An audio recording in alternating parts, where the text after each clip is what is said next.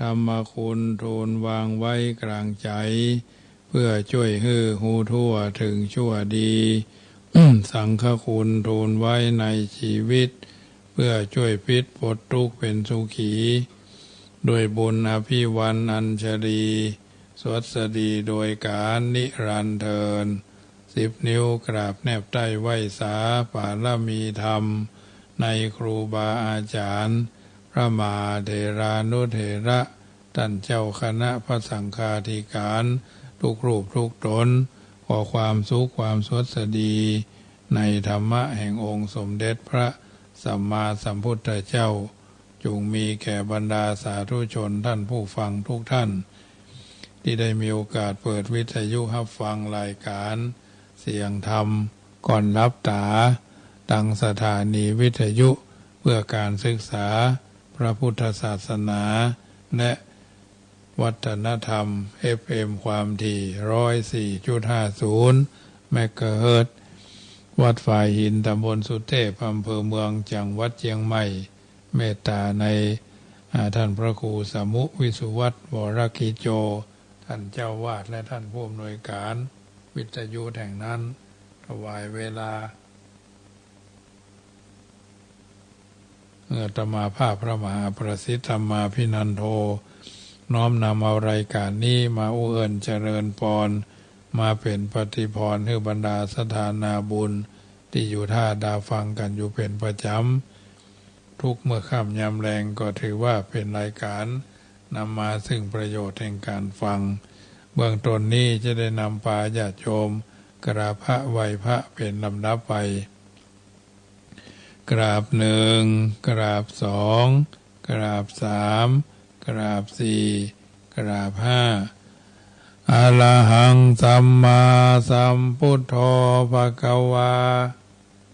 พุทธังภควันตังอภิวาเทมิกราบสวากขาโตภควตาธัมโมธัมมังนามัสสามิกราบสุปฏิปันโนภควโตสาวกสังโฆสังฆังนามามิกราบมาตาปิตุคุณังอหังวันตามิกราบคุณูปการีวันตามิกราบพระพุทธกราบพระธรรมกราบพระสงฆ์กราบระลึกถึงคุณพ่อคุณแม่กราบระลึกถึงคุณของครูบาอาจารย์ต่อไปก็ตั้งอกตั้งใจโยขันแก้ว5โกธากเนอโยสันนิสิโนวาราโพธิมูเรมารังสะเสนังมหันติงวิจโยสัมโพธิมากัญจิอนันตัญญโนโลกุตตโมตังปันนามาเมพุทธังอตังกิโกอริยปัตโตจนานังโมฆะภเวสายาอุจุกามะโกอายังสันติกโรตุตัสโสนโยปนิยานิโกตังปันนามามิธัมมังสังโฆวิสุทโธวราตคินโยสันตินทริโยสัพพะมราปะหิโนอุเนหิเนเกหิสมิติปัตโตอนาสโวตังปันนามามิสังฆังนามามิพุทธังกุณาสาคลันตังนามามิธัมมังมุนิราชเตสิตังนามามิสังฆังมุนิราชสาวกังนามามิกัมมัตตานังนิพพานาติกัมมุปายัง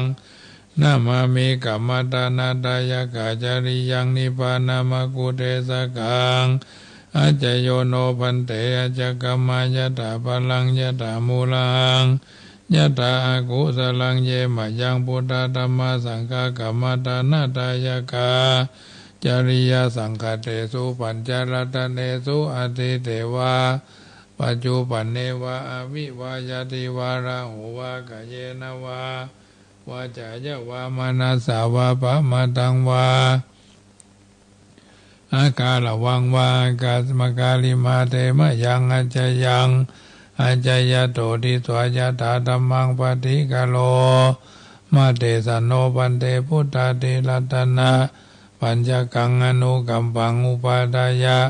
อัจจยังอัจจยโตปฏิกานันโตกัมมันโต อายะติงสังวลิสามานาโปเนวังกาลิสามา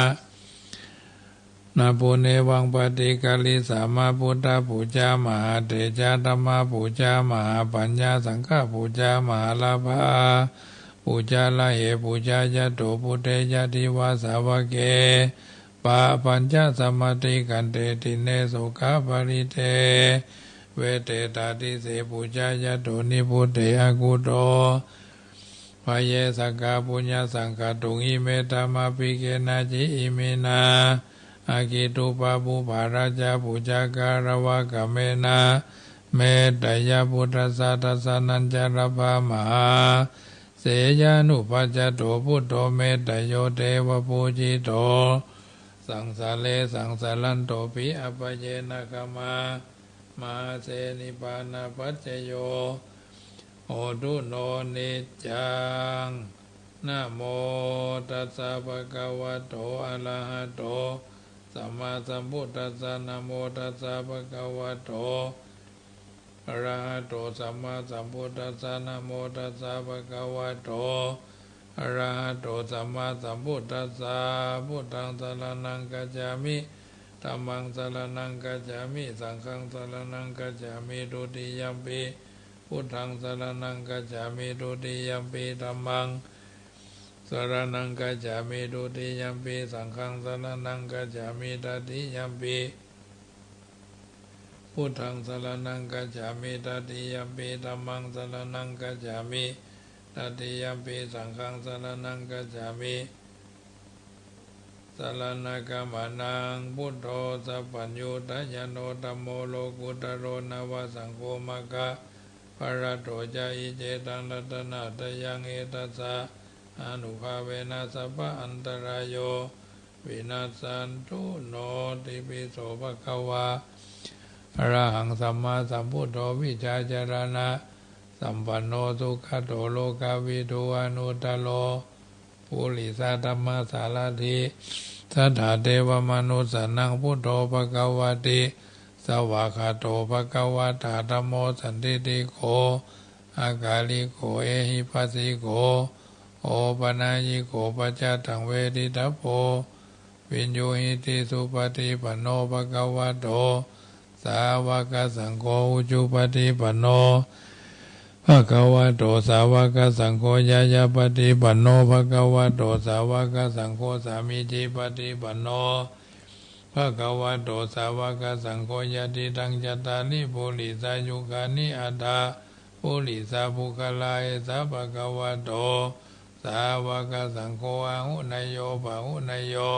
ตักขินายโยอัญชลีกาลานิโยอนุตรังปุญญเขตังโลกัสสาติยันตุเนมิตังอวะมังคารัญจโยจามนาโปสักกุณาสัสสะโตปะปะกะโหตุสุปินังอากันตังพุทธานุภาเวนะวินาศเมนตุยันตุเนมิตังอวะมังคารัญจามนาโปสักกุณาสัสสะโตปะปะกะโหตุสุปินังอากันตังสังฆานุภาเวนะวินาศเมนตุติปิโสภะคะวะตานะปารมีสัมปันโนตนะอุปปารมีสัมปันโนตนะปรามาทาปารมีสัมปันโนเมตตาไมตรีกรุณามุทิตาอุเบกขาปารมี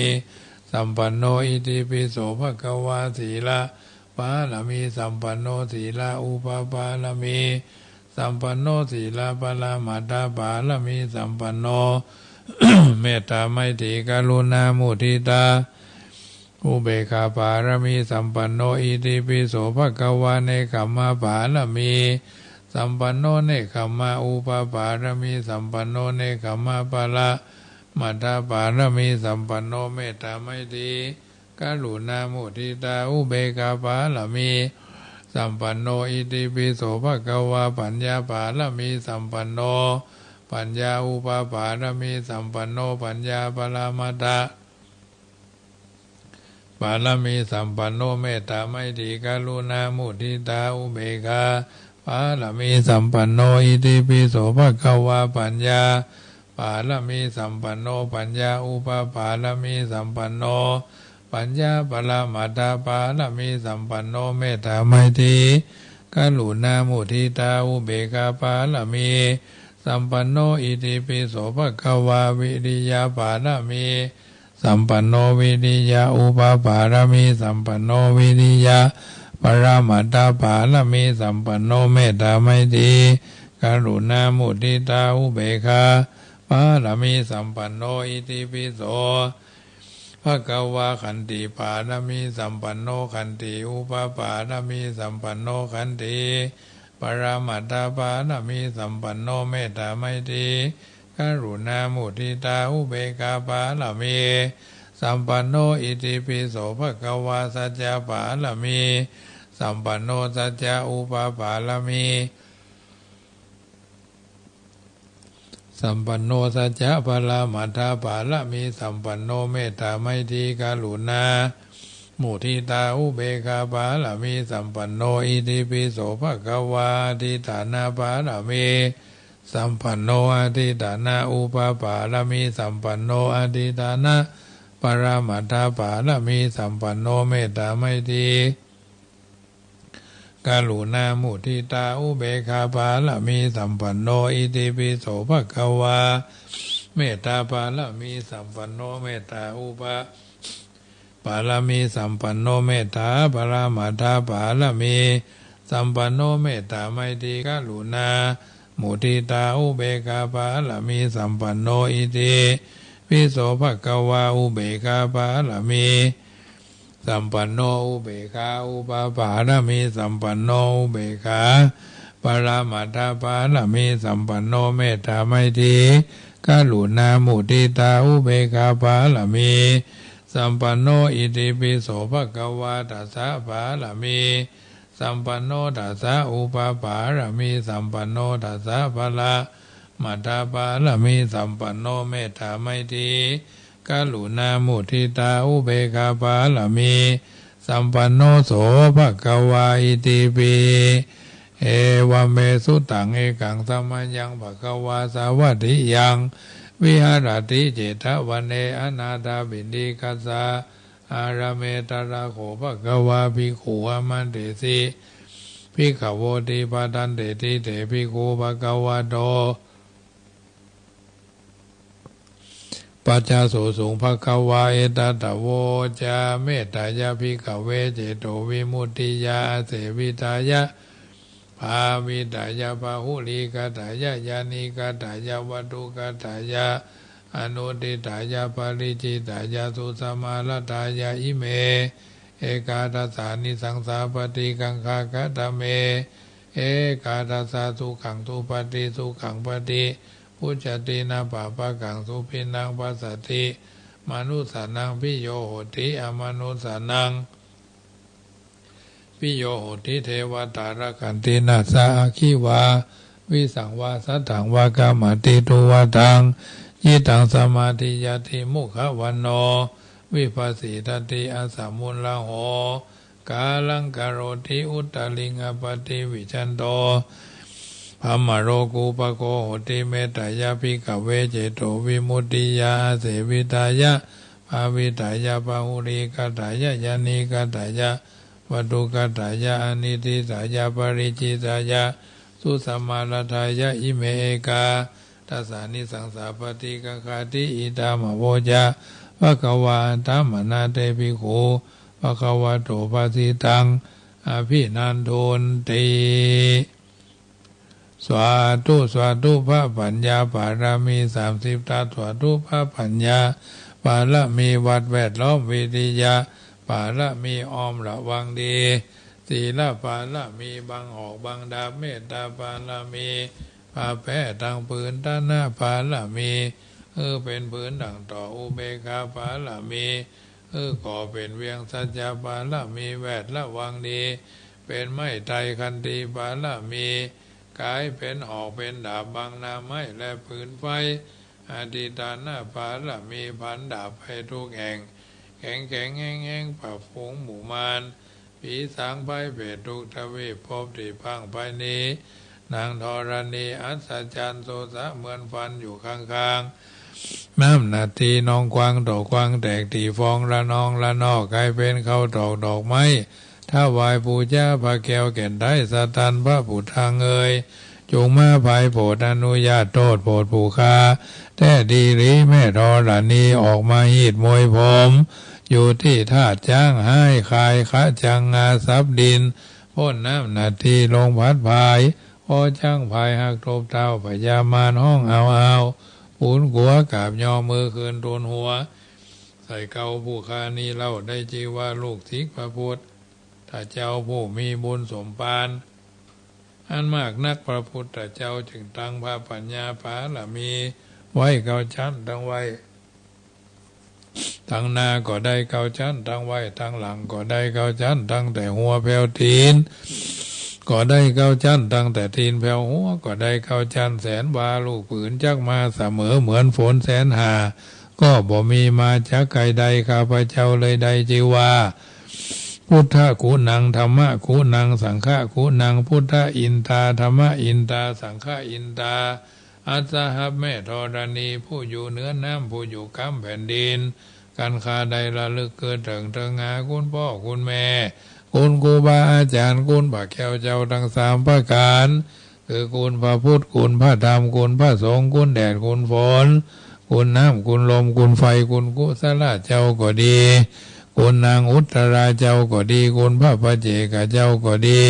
คุณพระตนเมตตาภาวนาเจ้าก็ดีจุงมาสัมพิทักษ์รักษาคุ้มครองตั้งกำนาและกำหลังยังตนตัวแห่งผู้ฆ่าตั้งแต่ที่ฆ่ากาละยามนี้วันนี้ค่ำคืนนี้และต่อไปนี้จิ้มแต่เตอพุทโธพุทธังรักษาธัมโม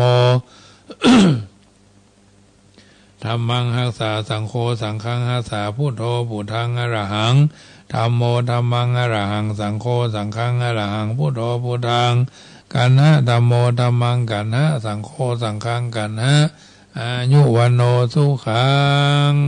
ปะลังต่อไปก็แผ่เมตตาเนอะอิมินาปุญญาตาเนนะด้วยบุญทานตั้งหลายมวลฝูงนี่นาผายแผ่ขอจงฮื้อไปรอดแดนสุดแผ่ไปรอดถึงเมตไตรยะเทวบุตรตนยศโยดขับตั้งพญาอินตาเจ้าฟ้าโสดสองสวรรค์ตั้งพญาเวสสุวรรณและเท้าจตุโลกคือพญาทัตตะลัทธะโสดสวสดีพญาวิรุณหสลีองค์อาจพญาวิรูปัคราชราชาพญากุเวลาอุตรติสาพับไว้ด้วยเถชะบุญน้อยใหญ่ภาระผลขอจุงไปหอดดอนไปหอดเทวบุตรเทวดาตั้งกรมจตุโลกจตุทิสาตลอดเงี่ยงน้ำหยอดพัทวีถึงธรณีเชื่อเท้าโลลือโลกนางน้อยโสดกรรมทรวงภริยาพวงทุลีตั้งบุตตาบุตรีนาดน้อยบอกกิ่งห้อยกับหายขอเทวดาเป็นสักขีหมายเที่ยงมั่นคือว่าอาทิตย์จันทร์อังคารพุธพฤหัสศุกร์เสาร์ราหูเกตนักขัตฤกษ์วิเศษ27ตัวจังหลายจุงมาฮื้อกุศลนี่พับผายแผ่ไปชูจอดใกล้ได้อนุโมทนาตั้งเวหาปลายต่ำใต้ผู้ฆ่าทั้งหลายได้แล้วจักฝากไปถึงพ่อแม่ที่มวยมิ่งมิตรอันเสี่ยงชีวิตหากสูญหายตั้งปู่ย่าตายายครูบาอุปชายอาจารย์น้อยใหญ่ขอกุศลนี้ไต่ตามตันตั้งภริยาลูกเราลูกหลานเผ่าพงปันฝูงอันตายไปอนันต์อเนกจุงฮื้อปากโคตเกิดเป็นเครื่องติบเทศตันถีหล่อนได้ตายไปเป็นเพศเป็นผีทุกการีนรกใหญ่ขอกุศลนี้ไฝ่นำหาตั้งสัพพะสัตตาน้อยมากขอถวายกุศลนี้ไปหอดไว้จงฮื้อได้ถึงสุขเสวยผลขอฮื้อได้พ้นทุกข์อันคัดสนชุผู้ขอเทวดาหูเมื่อหยอดน้ำหมายตาลนั่นจุงจักมีเที่ยงแท้ดีหลีบ่เท่าแต่นั้นผู้ฆ่าทั้งหลายจุน้อยใหญ่ใจยิง ก็กลัวเป็นโทษด้วยกรรมกายกรรมวจีกรรมมโนกรรมผู้ฆ่าทั้งหลายก็จึงได้ขวนขวายพร่ำพร้อมโลกแต่งน้อมนำมายังผู้ผาดาจาดวงดอกเข้าตอกพร้อมลำเตียนมาจำเนียนไว้ในที่ใกล้สามุขีฐานเพื่อจักถวายปูชาทานขอสู่มาน้อมขาบตามปาฐบาทพระบาลีว่าอาจารโยโนบันเตอาจกามายตาปะเลยะถามูลาเหยะถากุสะเลเยมายังพุทธธรรมสังฆากาสังฆาเตสุรัตเนสุอาทิเตวะปัจโจปันเนวะอวิวายาทิวาลาโหวากายเยนาวาวาจายะวามนาสาวาสุตินังสัพพังโตสังข้ามันตุโนเอาละสถานาบุญทั้งหลายได้ยินได้ฟังการสังวาสสวดที่ยายพุทธคุณธรรมคุณเรียบร้อยต่อไปก็จะได้ทบทวนบทเรียนชีวิตเนาะนึกเสมอว่าถึงวันนี้เรามาถึงจะได้แล้วไปถึงไหนแล้วชีวิตเราจะไม่ได้เศร้าส้อยเหงาหงอยเนาะนึกเสมอว่าเราหนีบ่พ้นนึกเสมอว่าบุญแล้วที่เราได้เกิดมาเป็นมนุษย์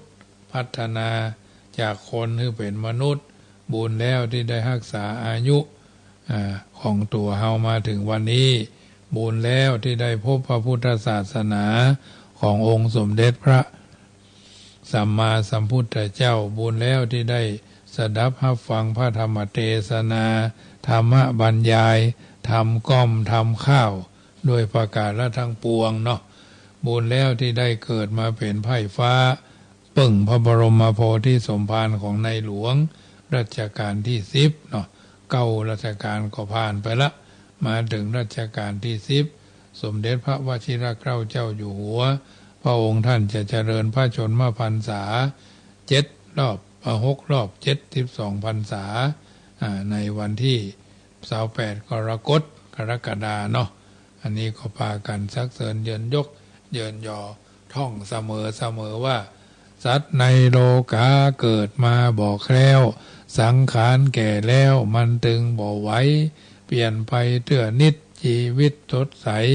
เนื้อตัวคิงใบพอในเหี่ยวด้านจากเนี้ยการยั้งการลวงการบ้านเป็นที่รำคาญเมื่อยล้าปวดหัวฟังตาสมองสั่งจ้าสั่งเตื้อเหมือนบ้าปาลาเอาของไว้ปุ้นตนเชลเสาะหาว่าเมื่อตะว่าเอาของไว้นี่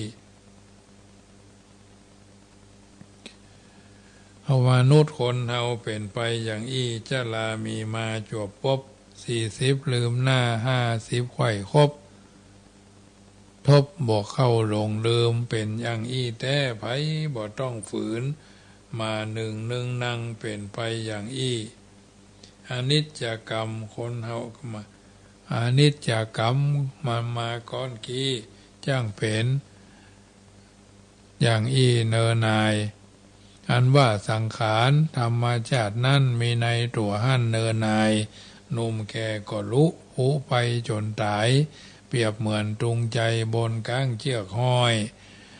หนุ่มถูกแดดถูกลมถูกฝนพัดเตื้อเล็กเตื้อน้อยพุดหล่นลงดินย่อยยับ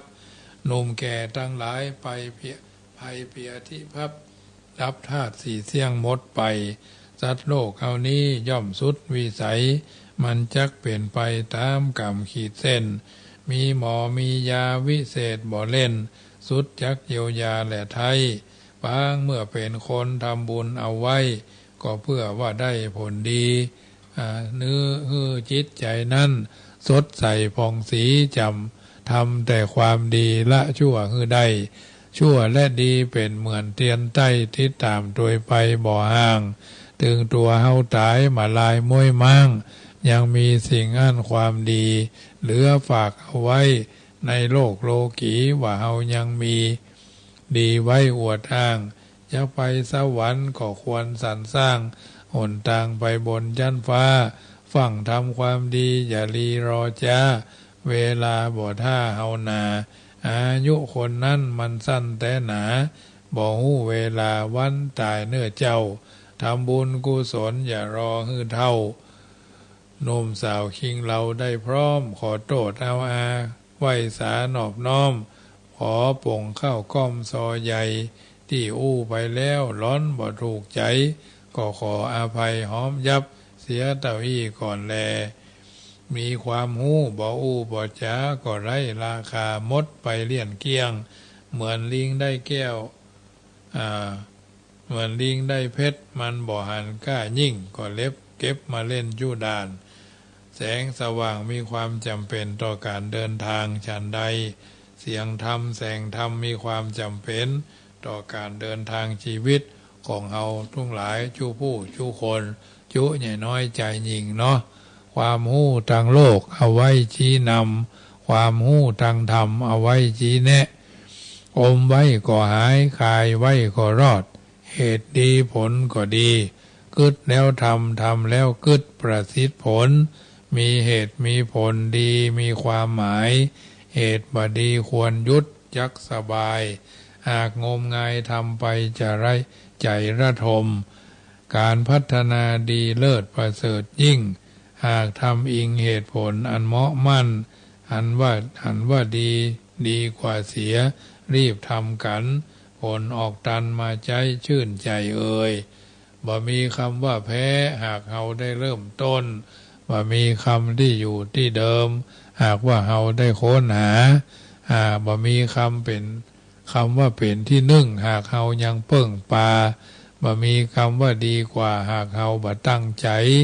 เพราะแสวงหาบ่ใช่เพราะโชคช่วย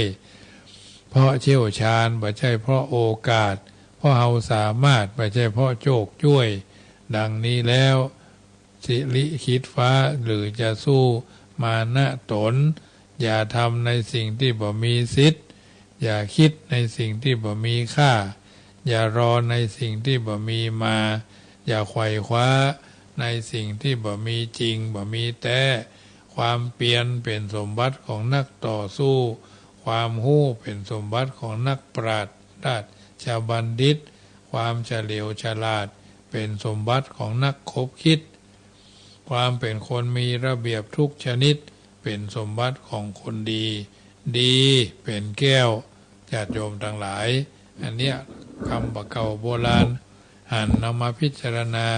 ปรับใช้ในการเดินทางชีวิตเฮาเนอะเอาจะหู้และเข้าใจคนที่จริงใจที่สุดจะคบเปื้อนน้อยที่สุดคนที่ฉลาดที่สุดจะอวดฉลาดน้อยที่สุดคนที่เก่งที่สุดจะห่วงวิชาที่น้อยที่สุดคนใจกว้างที่สุดจะทำเอาหน้าน้อยที่สุดคนที่หันคุณค่าของตัวเองที่สุดจะเรียกร้องจากคนอื่นน้อยที่สุดคนที่ผลงานดีที่สุดจะวิจารณ์น้อยที่สุดคนที่พัฒนาเร็วหรือ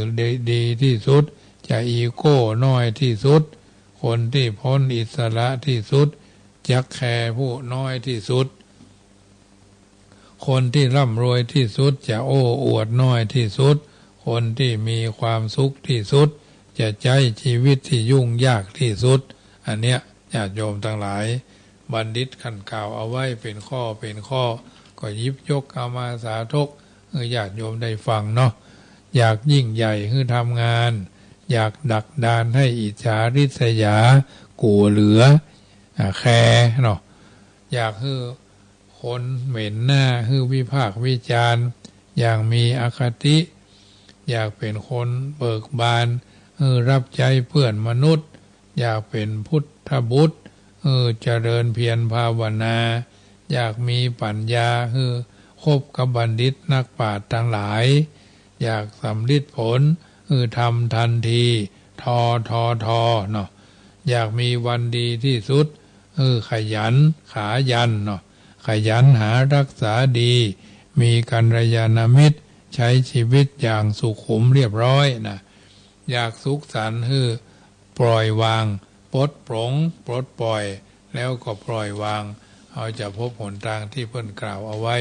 เป็นบรรทัดฐานในการเดินทางชีวิตไปสู่จุดประสงค์และเป้าหมายดังวาดดังหวังเอาแล้วเพิ่นฮ้องว่ารูปสวยรวยทรัพย์ ชาติตระกูลมีคนรักใคร่จิตใจเป็นบุญเป็นกุศลอันนี้คือสตรีนะคนเข้าวัดเพราะหยังตัดห่วง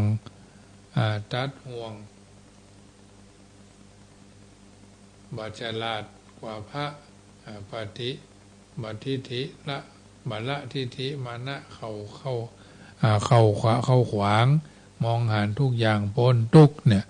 วัดในที่นี้มันวัดตัวเก่าวัดศรัทธาว่าเขามีความศรัทธาเชื่อมั่นมากน้อยแค่ไหนศรัทธาตุงกว่าศรัทธาตุงสามห่างกะกวัดไกวกวัดแกว่งอยู่ไหนทำใจแกว่งเหมือนนั่นตุงปอยหลวงนี่นะประวัตินะมีความสามารถเท่านั้นเท่านี้หรือไม่หูจริงก็เข้าใจจริงก็เป็นครูบาอาจารย์แนะนำได้ก่อยนะสามารถมีบารมีเคยสร้างบารมีกับตัวก็เพื่อนน้องว่าศีลบารมีทานบารมีศีลบารมีเนกขมะบารมีปัญญาบารมีวิริยะบารมีวิริยะขันติอธิษฐานสัตเมตตาสัตติจาคะเนี่ยวัดศักดิ์ศรีของความเป็นพุทธรู้ตื่นเบิกบานนักหน่อยแค่ไหนวัดศักดิ์สิทธิ์อันเนี้ยทุกสิ่งทุกอย่างมันมีที่ไปที่มาทั้งนั้นญาติโยมทั้งหลายเฮาก็ใส่ใจสนใจและนำมาเป็นบรรทัดฐานในการเดินทางชีวิตของเฮาไปเรื่อยๆทุกวันนะอาจจะได้ใส่ใจสนใจในเรื่องต่างๆเหล่านี้ด้วยดีตลอดมาโดยไม่เก้อเขินนั่นแหละเอาบ่เก้อเขินในสิ่งต่างๆเหล่านี้เอาก็จะหันหนทางที่สว่างกระจ่างแจ้งที่สว่างกระจ่างใสทุกวี่ทุกวันนะฉะนั้นเมื่อเฮาฮู้เฮาเข้าใจสิ่งต่างๆเหล่านี้ก็นำไปเป็นประทีปธรรมนำชีวิตเดินทางชีวิตโดยบ่เก้อเขินเป็นลำดับไปนั่นแหละทุกวันทุกเวลาทุกนาทีฉะนั้นเมื่อค่ำยามแรงของวันนี้ช่วงนี้เพิ่นก็พักปั่นกันไปไหว้พระบรมธาตุเนาะไหว้พระบรมธาตุที่อันพืชสวนโลกหอคำพญามังลายก็เป็นที่น่าอนุโมทนาข้าบรรดาญาติโยมสาธุชนท่านผู้ฟังทั้งหลายที่ตั้งใจไปกันด้วยใจอันบริสุทธิ์เนาะใจบริสุทธิ์ผ่องแผ้วบ่เขินด้วยประกาศและทั้งปวงสิ่งต่างๆที่ไปก็ถือว่า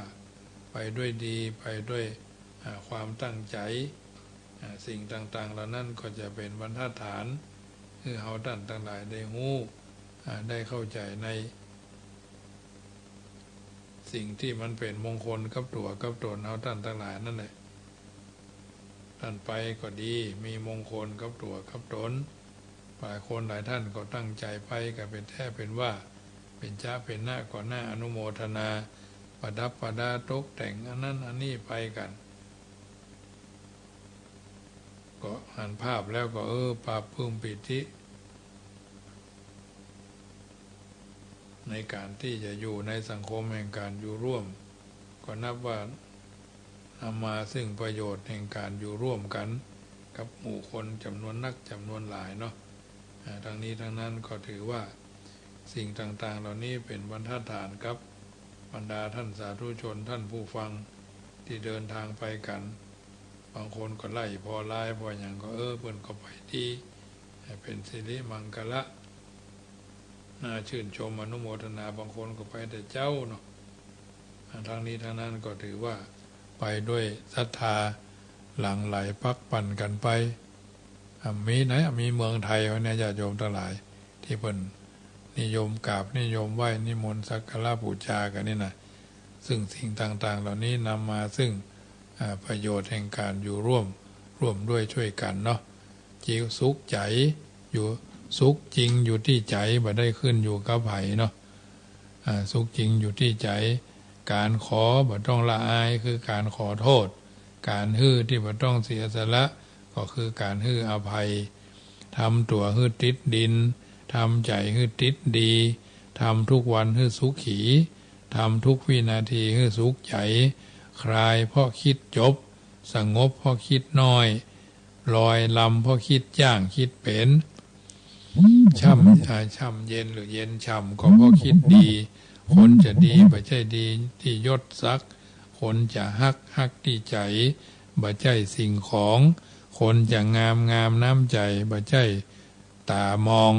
คนจะมัวมองที่จิตใจบ่ใช่ปากคนเนาะญาติโยมทั้งหลายอันเนี้ยวลีคำกล่าวของบัณฑิตผู้รู้ทั้งหลายเพิ่นวจนะประพันธ์เอาไว้ก็เอามาสาธกยกคือญาติโยมสาธุชนได้ฟังแล้วก็นำไปเป็นเครื่องพินิจพิจารณาปรับใช้ในการเดินทางชีวิตของแต่ละคนแต่ละท่านเอามีต้นทุนบ่เหมือนกันเนาะบางท่านก็ทำมาอย่างเตื้อสองเตื้อก็คือสำเร็จบางคนก็ยังว่าแล้วเนาะกว่าจะได้แต่ละสิ่งแต่ละอย่างช่วงนี้เพิ่นจะมีการสอบพระบาลีก็วันนี้เป็นวัน5 6 7วันนี้เป็นวันสุดท้ายเนาะเพราะฉะนั้นสอบเพิ่นสอบทำสอบความรู้บาลีสนามหลวงการสอบพระปริยัติธรรมมีถึงแผนกพราหมณ์และแผนกบาลีแผนกบาลีก็วันนี้ประโยค5เนาะ5 4 3 1 2ในผลสอบวันนี้วันสุดท้ายเพื่อวัดภูมิหูเพื่อวัดภูมิธรรมเพื่อวัดความสามารถเพื่อวัดความเฉลียวฉลาดไหวพริบปฏิภาณในการแก้ปัญหาผลการสอบมีอยู่2ด้านคือสอบได้กับสอบตกสอบได้ก็ไปต่อเลื่อนวิทยาฐานะสูงขึ้นสอบตกก็สอบต่อแต่ต้องเพิ่มวิทยาอุตสาหะยิ่งขึ้นถ้าอดีตบ่ขยันปัจจุบันบ่ขวนขวายบ่ต้องทำนายอนาคตอย่าลืมว่าความเพียรเป็นสมบัติของนักต่อสู้ความรู้เป็นสมบัติของนักปราชญ์ความเฉลียวฉลาดเป็นสมบัติของนักคบคิดความเป็นคนมีระเบียบทุกชนิดเป็นสมบัติของคนดีวันนี้อาจจะเป็นกอหญ้า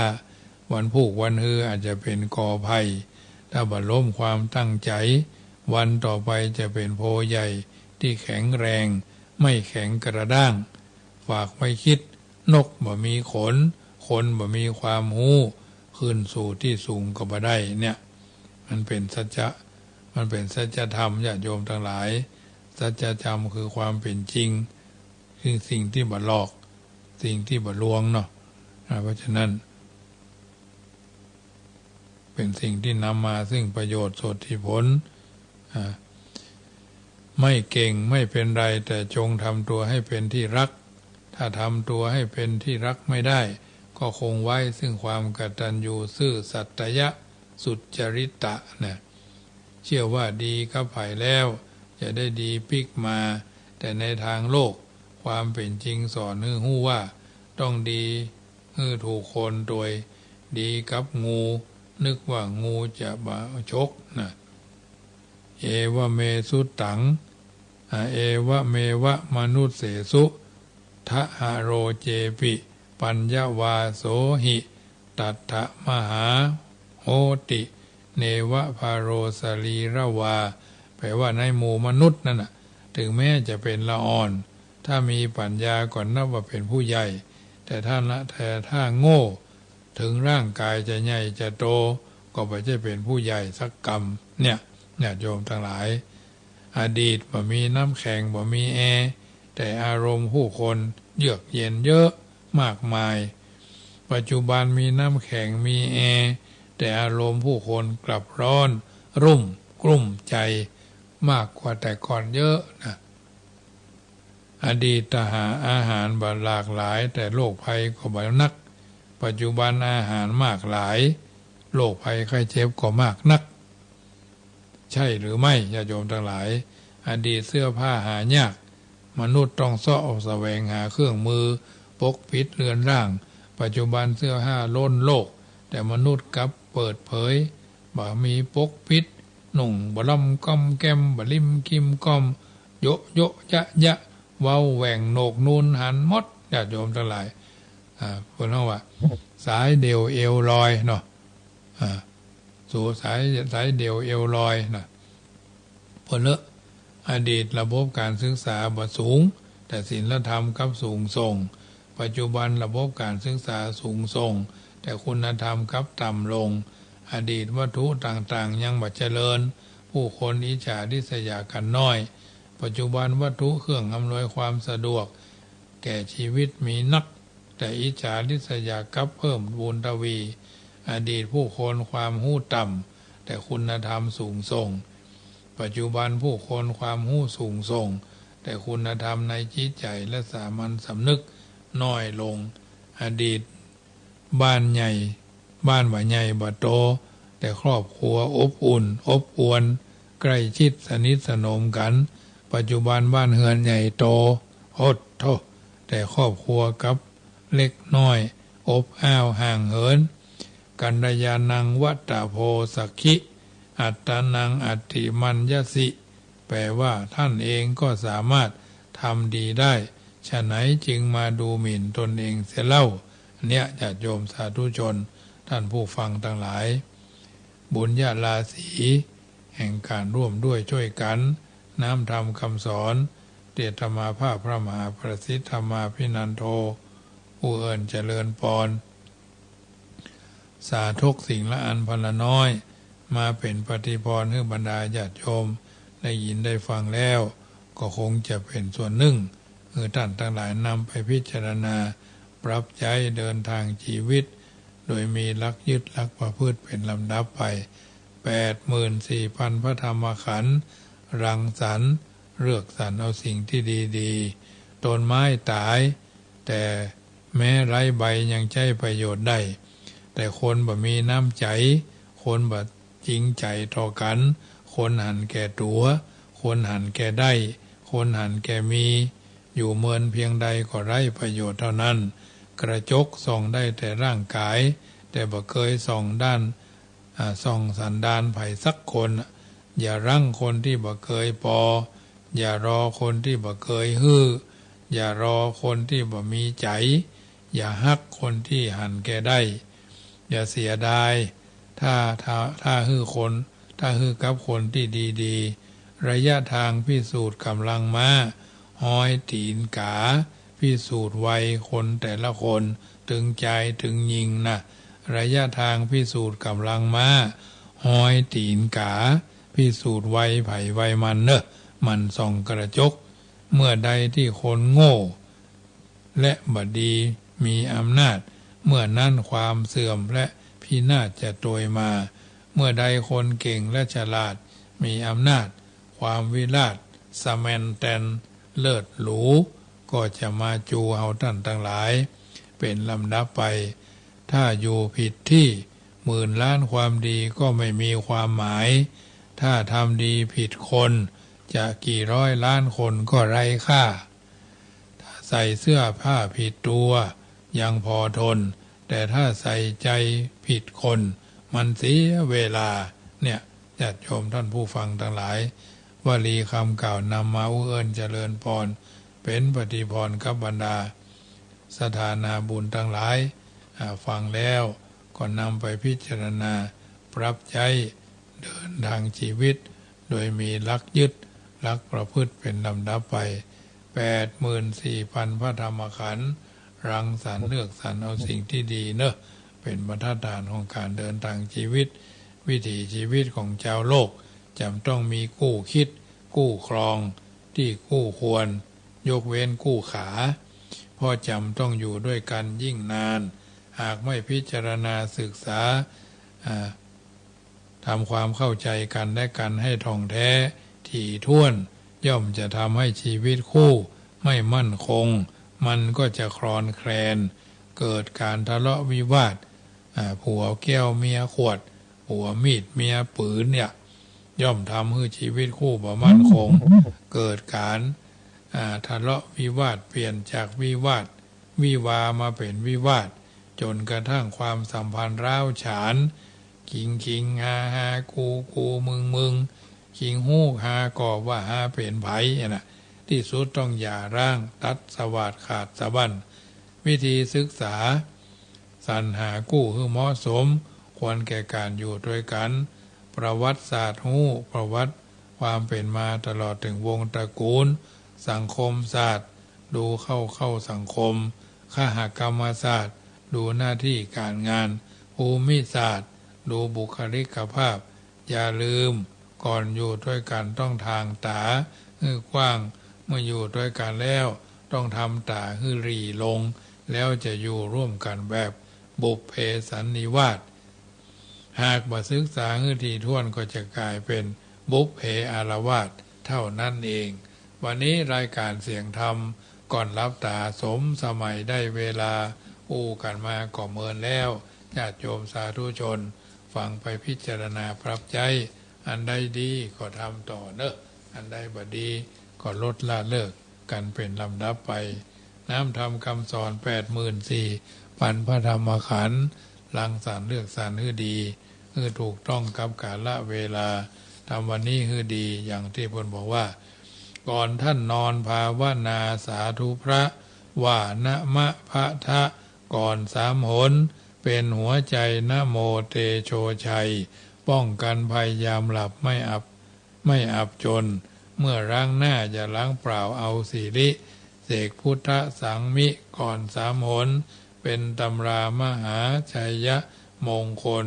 ทิพมนต์คุ้มกันอันตรายอีกจะพระกาสะปัทมังเป็นมนต์ขังเป่าปัดกำจัดผีทั้งปีศาจพูดพายไล่กราลีเสก7 ทีขับไล่ไม่แผ่วพานพุทธสังมังคลังโลเกอย่าเฉยไฉนี้คาถามหาศาลเป็นมงคลคุ้มกันนันทพานถึงลูกรานได้ดีหนีกระจายเสกทุกคราสวมสร้อยห้อยพระเครื่องเดชกระเดื่องเรียกมงคล3 สายช่วยป้องปัดพยันอันตรายทั้งหญิงชายเมตตาปราณีเอ่ยอภิวาทานาสีฤทธิ์สนิจังพุทธาปจายิโนจัตตาโลธรรมาว่าทันตุพุทโธบังซ้ายธัมโมบังขวาสังโฆบังกายาอะระหังบังเกสาอะระหังพุทโธนะโมพุทธายะอายุวันโนสุขังพระลังขอเจริญพร